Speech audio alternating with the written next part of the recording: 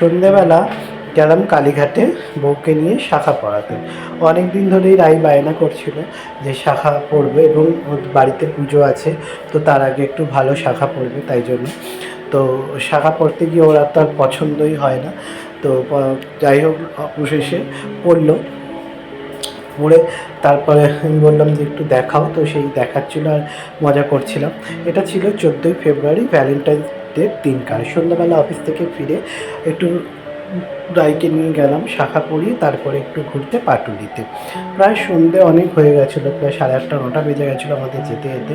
তো তাও বেশ ভালোই মজা হয়েছিল, কেন সেদিনকার প্রচুর লোকের সমাগম ছিল পাটুলিতে। আর এমনি পাটুলি সবসময়ই ভিড় থাকে এবং ও কোনো দিন যায়নি রাই, তো ওই জন্য ওই মিনিয়েচারগুলো দক্ষিণেশ্বরে, তারপরে মূর্তিগুলো ওইসব দেখেও খুব ভালোই লাগছিলো।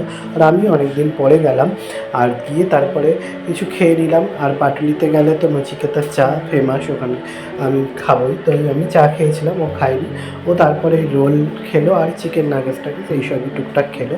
খেয়ে ঘুরে ঘাড়ে তারপরে ওখানে একটা মেলা হচ্ছিলো কুটির শিল্প, সেটা যাবো ভেবেছিলাম, কিন্তু রাত হয়ে গেছে, বন্ধ হয়ে গেছিলো, তাই যাওয়া হয়নি। তো ওই রাস্তাটাই একটু হাঁটাহাঁটি করে একটু ফটো তুলে এইসব করে তারপরে প্রায় 11টা নাগাদ বাড়ির দিকে পথ ধরলাম। আর দাঁড়িয়ে দাঁড়িয়েও নানা রকম পোজে খালি ফটো তুলছিল, তো আমি এগুলো দেখাচ্ছিলাম, দেখিয়ে তারপরে ও দেখতে পেয়েছিল যে ওখানে সবার হাতে গোলাপ ছিল, যেহেতু ভ্যালেন্টাইন দিন অবভিয়াসলি এটা থাকবেই।